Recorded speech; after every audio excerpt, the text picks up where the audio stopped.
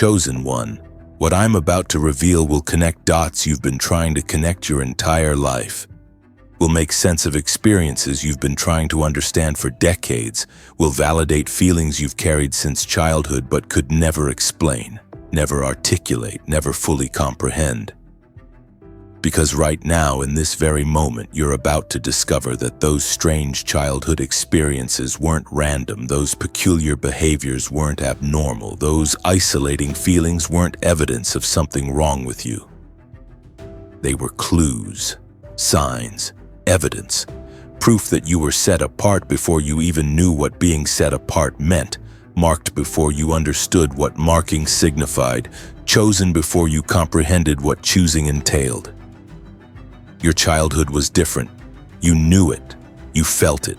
You sensed it even when you couldn't articulate it, even when you couldn't explain it, even when you couldn't defend it. You were different from other children in ways that confused adults, disturbed teachers, concerned family members. They tried to fix you, normalize you, make you like everyone else. They tried to correct what wasn't broken, repair what wasn't damaged, adjust what was actually perfect exactly as it was.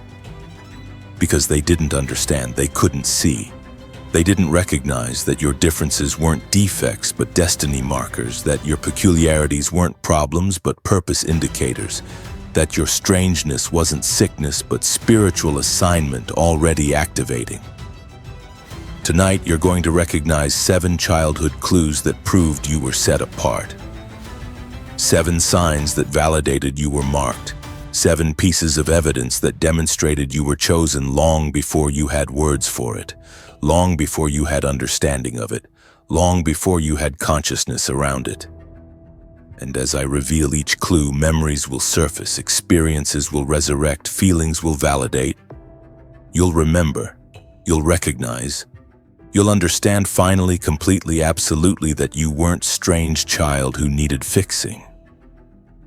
You were chosen child being prepared, marked child being developed, set apart child being formed for assignment that required exactly the experiences you had, precisely the differences you manifested, specifically the peculiarities you displayed. Clue number 1. You were unusually sensitive to everything you felt, everything more intensely than other children. You cried more easily, hurt more deeply, loved more completely. Colors seemed brighter to you, sounds seemed louder to you, sensations seemed stronger to you. You weren't just sensitive, you were super sensitive, hypersensitive, extraordinarily sensitive to everything around you, everything within you, everything between you and others. You felt other people's emotions like they were your own. When someone was sad in the room, you felt that sadness even if they were hiding it, even if they were pretending to be fine, even if no one else noticed. When someone was angry, you absorbed that anger into your little body, carried that tension in your small frame, held that heaviness in your young spirit. You couldn't explain how you knew what people were feeling. You just knew. You felt it. You carried it. Adults called you too sensitive. Teachers said you needed to toughen up. Family members told you to stop being so emotional. They treated your sensitivity like weakness, like defect, like something wrong that needed correcting. They didn't understand that your sensitivity wasn't weakness. It was gift. Rare gift. Powerful gift. Gift that would later enable you to sense what others can't sense, feel what others don't feel, perceive what others can't perceive. Your sensitivity extended beyond emotions. You were sensitive to environments, to atmospheres, to energies. You could walk into a room and immediately feel if something was wrong, if tension existed, if darkness lingered. You knew which houses felt safe and which felt dangerous. You knew which people felt trustworthy and which felt threatening. You couldn't explain your knowing. You just knew. Deep knowing. Cellular knowing, spiritual knowing that operated beyond logic, beyond reason, beyond what your young mind could articulate. You were sensitive to injustice. When you witnessed unfairness, it disturbed you deeply, affected you profoundly, impacted you thoroughly. You cried when you saw other children being bullied, felt genuine pain when you witnessed animals suffering, experienced real anguish when you perceived any form of cruelty or injustice. This wasn't normal childhood empathy, this was heightened consciousness, elevated awareness, supernatural sensitivity to wrongness, to brokenness, to suffering. This sensitivity isolated you from other children. They didn't understand why you cried so easily, why you cared so deeply, why you felt so intensely. They called you crybaby, called you weak, called you weird, and you believed them sometimes. You thought something was wrong with you. You tried to harden yourself, tried to feel less, tried to become more like them. But you couldn't, because your sensitivity wasn't defect to be fixed. It was destiny marker to be developed. Your supersensitivity was preparing you, training you, developing capacities you would need later. Sensitivity to read people accurately, to sense danger before it manifests, to perceive truth beneath surface presentations. Sensitivity to feel what others feel so you could help them, heal them, guide them. Sensitivity to detect spiritual atmospheres, recognize demonic presences, perceive divine movements. Your childhood sensitivity was clue, sign, evidence. You were being set apart as empath, as sensitive, as one who would feel deeply in world that feels superficially. Sense accurately in culture that senses incorrectly. Perceive truly in society that perceives falsely. Clue number 2.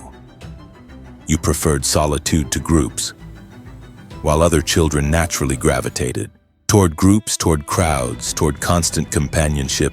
You preferred being alone. You weren't antisocial. You could interact when necessary, could participate when required, could engage when demanded, but you preferred solitude. You needed solitude. You craved solitude in ways other children didn't, in ways that confused adults, in ways that concerned people who thought children should always want to play with other children, should always seek out peers, should always prefer group activities to solitary pursuits. You found groups exhausting, not just tiring but depleting, draining, overwhelming.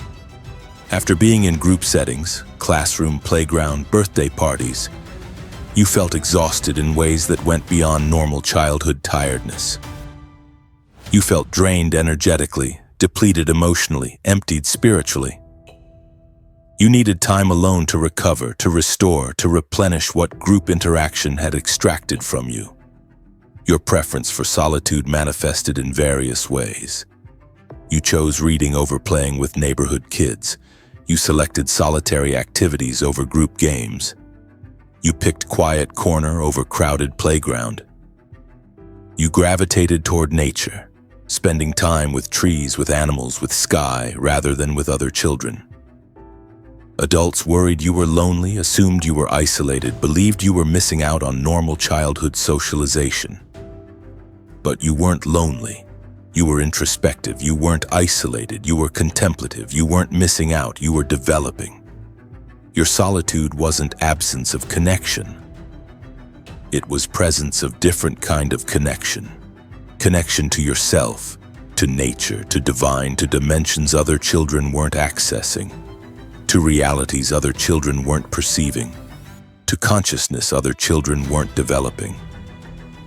In solitude, you had rich inner life, vivid imagination, deep thoughts. You pondered questions other children weren't pondering. Why are we here? What happens after death? Why do people hurt each other? These weren't normal childhood curiosities. These were profound philosophical inquiries, deep spiritual questions, significant existential explorations. You were thinking at levels beyond your age, contemplating at depths beyond your years, questioning at dimensions beyond your development stage. Your solitude was also protection, divine protection, keeping you away from influences that would have contaminated your developing gift, from energies that would have corrupted your emerging sensitivity, from connections that would have compromised your appointed destiny. In solitude, you were being formed, shaped, prepared. developing capacities that only develop in aloneness, self-reliance, internal strength, spiritual intimacy, divine connection. Your preference for solitude as child was preparing you for your adult path, teaching you to be comfortable alone, to function independently, to find fulfillment in your own company. Because your calling would require seasons of isolation, periods of solitude, times of aloneness where you would need to draw from internal resources, rely on spiritual connection, depend on divine relationship rather than human companionship. Your childhood solitude was clue, sign, evidence. You were being set apart as one who walks alone, who finds strength in solitude, who accesses power in aloneness. Clue number 3. You saw and heard things others didn't. You had experiences other children didn't have. You saw things other children didn't see. You heard things other children didn't hear. You perceived realities other children didn't perceive. And when you mentioned these experiences, adults dismissed them as imagination, as dreams, as childish fantasy. But you knew. Deep knowing, cellular knowing.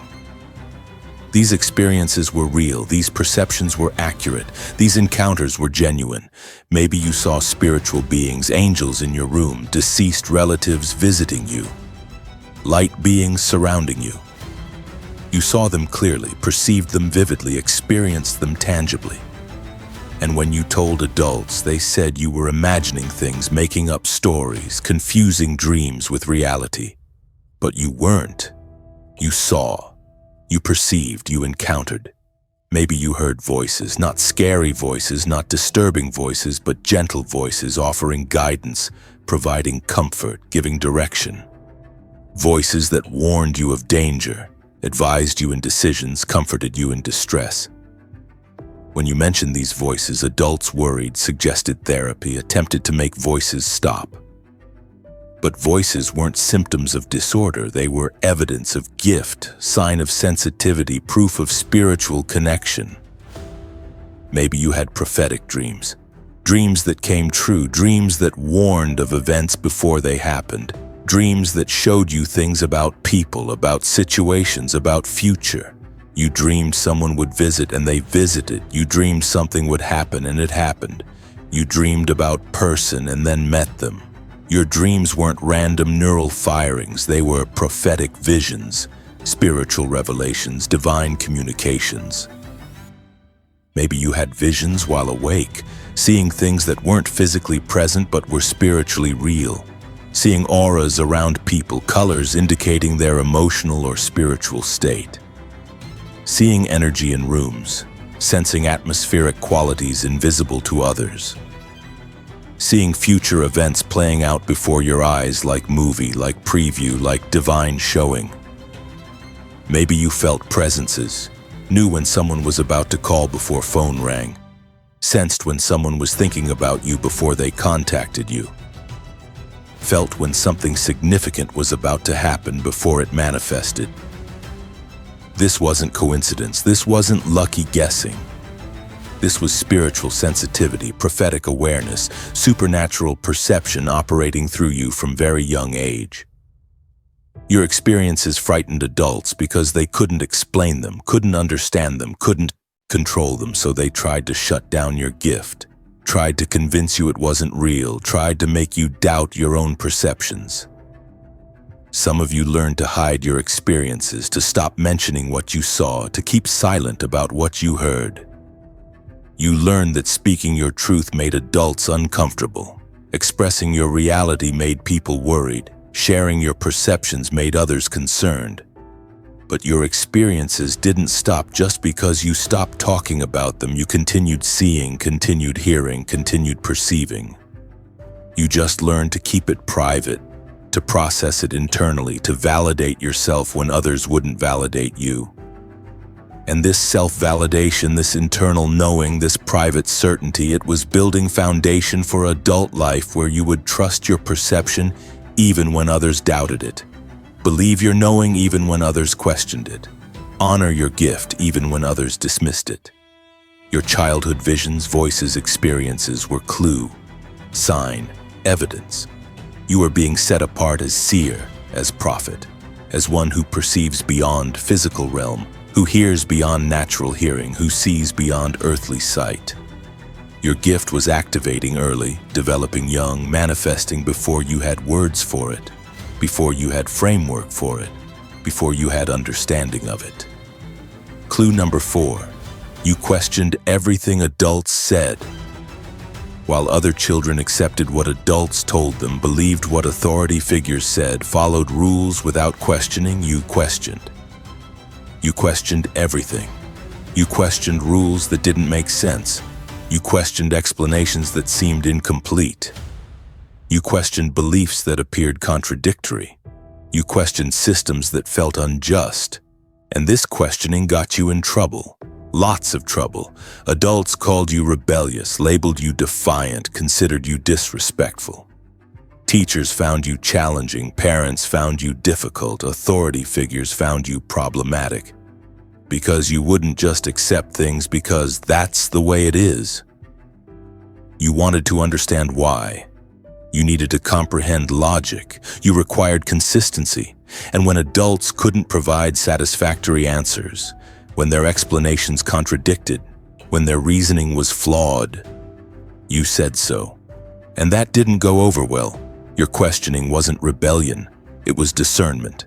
It wasn't defiance. It was critical thinking. It wasn't disrespect. It was truth-seeking. You possessed built-in truth detector that alerted you when something didn't align, didn't match, didn't make sense. You could sense inconsistencies others accepted, detect contradictions others overlooked, recognize illogic others ignored. You questioned religious teachings that seemed contradictory. If God is love, why does God send people to hell? If we're supposed to love everyone, why do we exclude certain people? If honesty is important, why do adults lie to children? Your questions disturbed religious authority, figures who wanted children to accept doctrine without examination, embrace beliefs without analysis, follow teachings without investigation. You questioned social rules that seemed arbitrary. Why do girls have to wear dresses? Why can't boys cry? Why do we have to sit still when our bodies want to move? Why do we have to be quiet when we have things to say? Your questions challenge social conditioning that others accepted unconsciously, norms others absorbed automatically, expectations others met unquestioningly. You questioned family patterns that seemed dysfunctional. Why do we pretend everything is fine when it's not? Why don't we talk about obvious problems? Why do we maintain relationships with people who hurt us? Why do we sacrifice our well-being for others' comfort?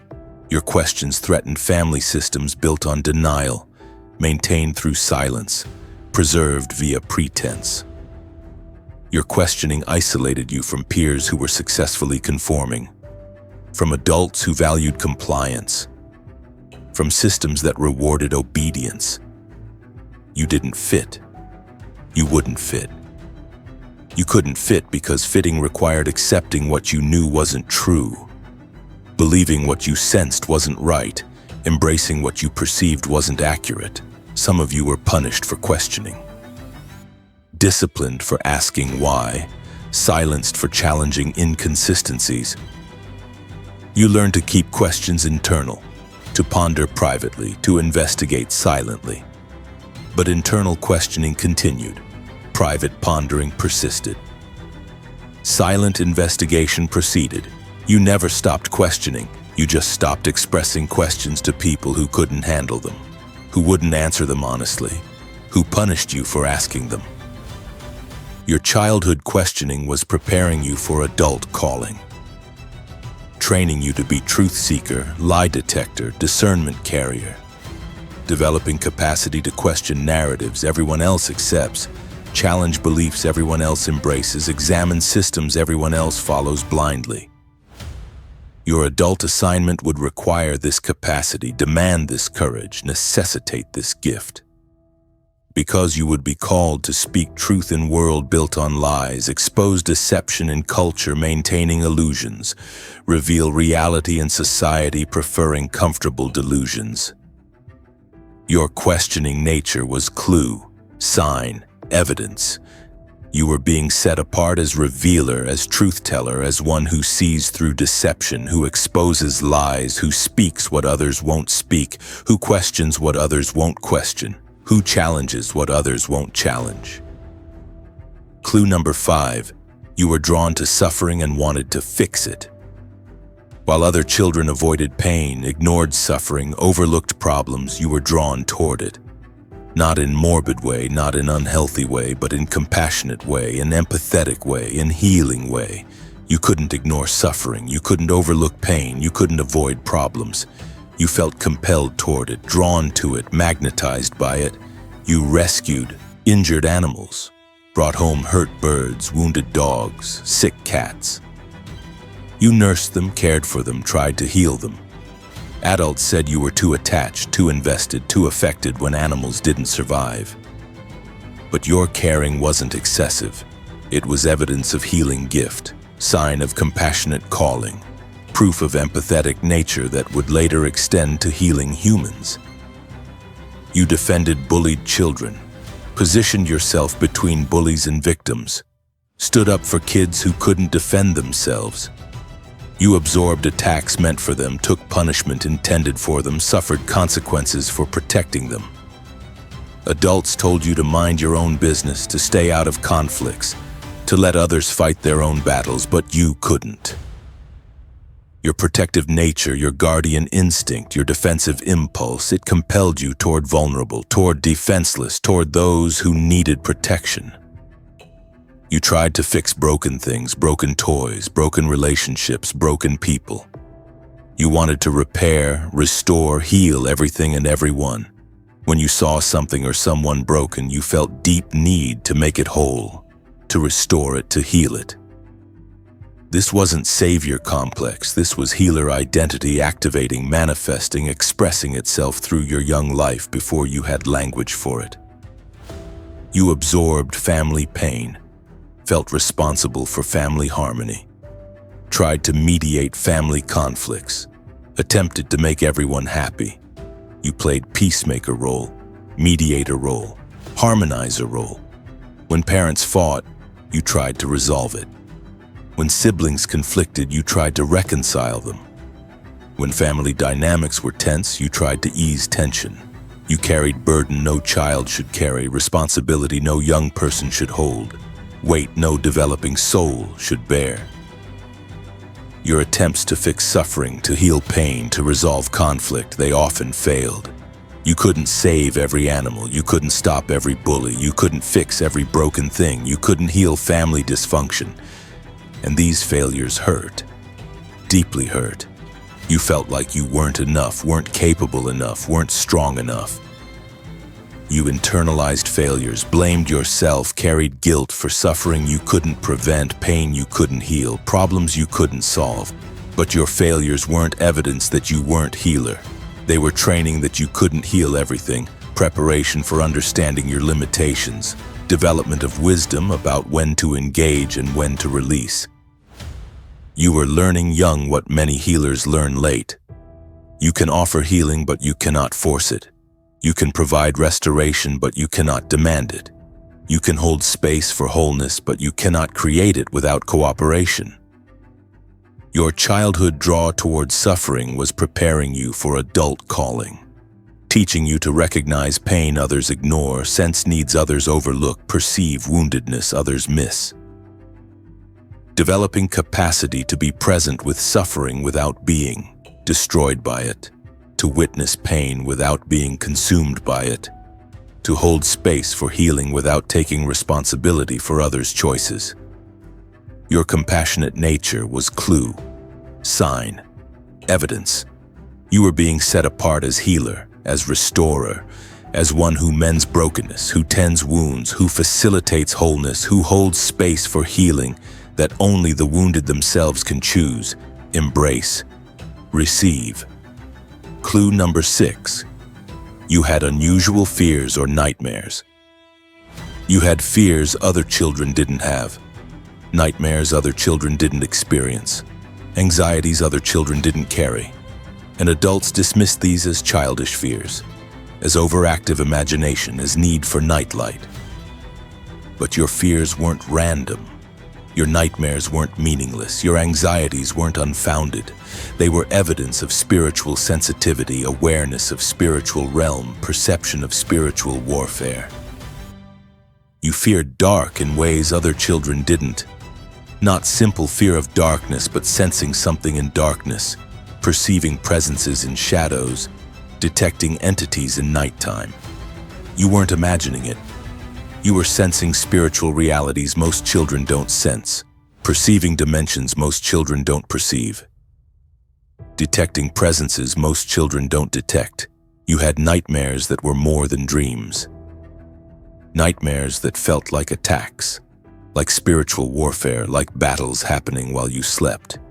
You woke terrified, sensing evil presence, feeling oppressed, experiencing tangible darkness. Adults said you had bad dreams, needed different bedtime routine, watched too much television. But your nightmares weren't from television. They were from spiritual sensitivity, perceiving warfare happening in unseen realms. You feared certain people without logical reason. People who seemed nice to adults but felt dangerous to you. People who presented well socially but registered wrong spiritually. You couldn't explain your fear, you just knew. Deep knowing, cellular knowing. Spiritual knowing alerting you to danger, warning you of threat, protecting you from harm that adults couldn't see, couldn't perceive, couldn't detect. You feared certain places, houses that felt wrong, rooms that felt heavy, locations that felt dark. You refused to go certain places, avoided specific rooms, resisted particular locations. Adults thought you were being difficult, being stubborn, being unreasonable. But you weren't. You were sensing spiritual atmospheres, perceiving energetic realities, detecting presences that created genuine danger, real threat, actual harm potential. Some of your fears manifested as anxiety about future, about world, about humanity. You worried about things children shouldn't worry about: war, death, suffering, destruction. You felt burden for world's pain, concern for humanity's direction, anxiety about collective future. This wasn't neurotic anxiety. This was prophetic sensitivity, spiritual awareness, consciousness burden that comes with perceiving more than others perceive, sensing more than others sense, knowing more than others know. Your fears isolated you from other children who didn't understand, from adults who dismissed your perceptions, from people who thought you were overreacting, being dramatic, needing psychological help. Some of you received therapy for your fears, medication for your anxieties, treatment for what was actually gift, spiritual sensitivity, supernatural perception. But your fears were protecting you, warning you, alerting you to realities others couldn't see, dangers others couldn't perceive, threats others couldn't detect. Your fear of certain people kept you away from individuals who would have harmed you. Your fear of certain places protected you from environments that would have damaged you. Your fear of darkness taught you to recognize spiritual warfare, perceive demonic activity, detect evil presence. Your childhood fears were preparing you for adult spiritual warfare, teaching you to discern spiritual atmospheres, recognize enemy tactics, detect demonic strategies. Developing capacity to sense danger before it manifests, perceive attacks before they launch, recognize threats before they materialize. Your adult assignment would require this sensitivity, demand this discernment, necessitate this awareness. Your unusual fears were clue, sign, evidence. You were being set apart as spiritual warrior, as discerner, as one who perceives spiritual realities, who recognizes spiritual warfare, who detects spiritual threats, who operates with supernatural awareness that protects self and protects others. Clue number 7, you matured faster than your peers. You weren't child very long. You grew up fast, too fast. Not physically, but mentally, emotionally, spiritually. You thought deeper thoughts than your peers. You felt heavier emotions than your friends. You carried weightier burdens than your siblings. You matured beyond your years in ways that concerned adults, confused peers, isolated you from age-appropriate connections. Maybe you experienced trauma that forced early maturity. Loss, abuse, neglect, crisis that required you to grow up quickly, to become responsible early, to develop strength prematurely. You became parentified child, caring for siblings, managing household, handling adult responsibilities while still being child yourself. You didn't have luxury of innocent childhood, carefree youth, protected development. You matured because circumstances demanded it, survival required it, situation necessitated it. Or maybe you matured without obvious trauma. You just always seemed older than your age. Adults said you were old soul, wise beyond your years, more mature than other children. You connected more easily with adults than with peers. You preferred adult conversation to childish play. You thought about adult concepts, pondered adult questions, concerned yourself with adult issues. Your early maturity manifested in various ways. You had philosophical conversations other children couldn't have. You understood complex concepts other children couldn't grasp. You handled difficult situations other children couldn't manage. You possessed emotional intelligence beyond your years, spiritual wisdom beyond your development, consciousness awareness beyond your age. You felt responsible for things you weren't responsible for. Family well-being, others' emotions, problems you couldn't solve. You carried burden no child should carry, but you carried it anyway. You felt compelled to fix, to help, to solve, to manage. You became problem solver, conflict resolver, peacekeeper, burden carrier before you were emotionally equipped for these roles, before you were developmentally ready for these responsibilities. Your peers couldn't relate to you. You couldn't relate to them. They seemed childish to you. You seemed too serious to them. They played. You pondered. They laughed easily. You carried weight. They lived simply. You lived complexly. The gap between you and peers widened with time, deepened with years, expanded with development. You found yourself increasingly isolated from age-appropriate connections, progressively disconnected from peer relationships, continuously separated from typical childhood friendships. Your early maturity was both gift and burden.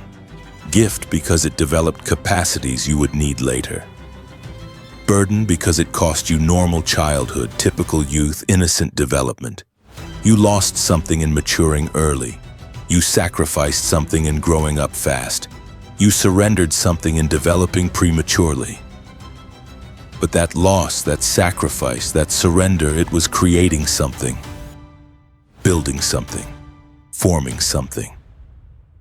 Your early maturity was preparing you for adult leadership, training you to handle weight, bear burden, carry responsibility that others can't carry, won't carry, refuse to carry.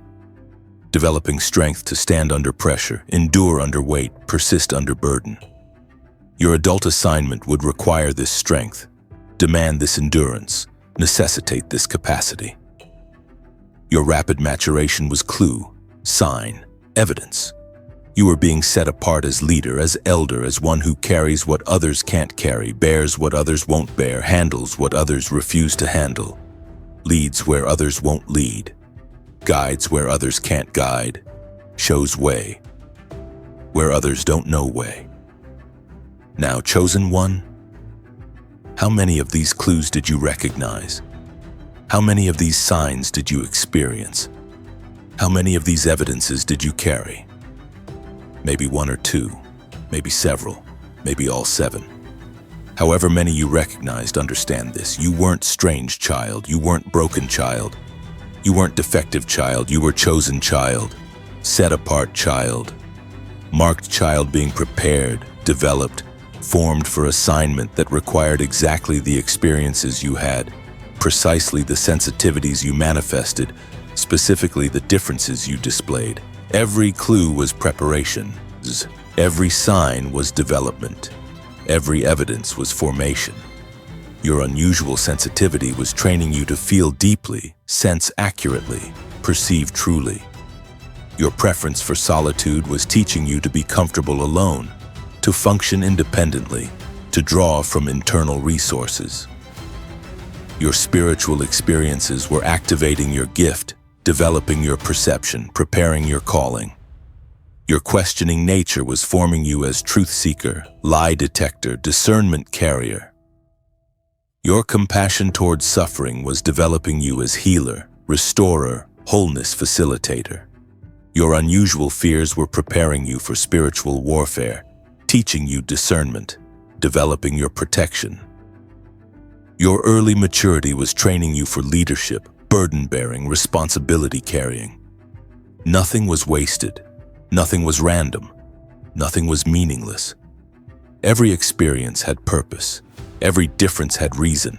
Every peculiarity had function. You were being set apart before you knew what being set apart meant. You were being marked before you understood what marking signified. You were being chosen before you comprehended what choosing entailed. Those adults who tried to fix you, to normalize you, to make you like everyone else, they didn't understand. They couldn't see.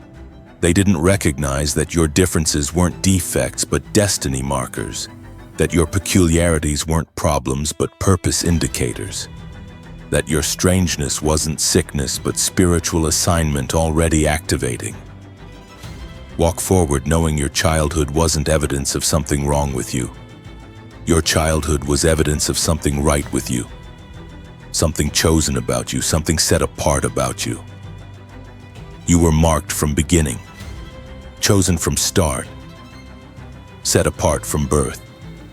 And every clue, every sign, every evidence, it was validating this truth, confirming this reality, proving this destiny. You were set apart before you knew it. But now you know. Now you understand, now you recognize. Walk in this knowing. Walk in this understanding. Walk in this recognition. You're not strange adult who was strange child. You're chosen adult who was marked child. Set apart adult who was prepared child, called adult who was developed child. This is your truth. This is your reality. This is your identity. You were set apart before you knew it. And now that you know it, walk in it, live it, fulfill it.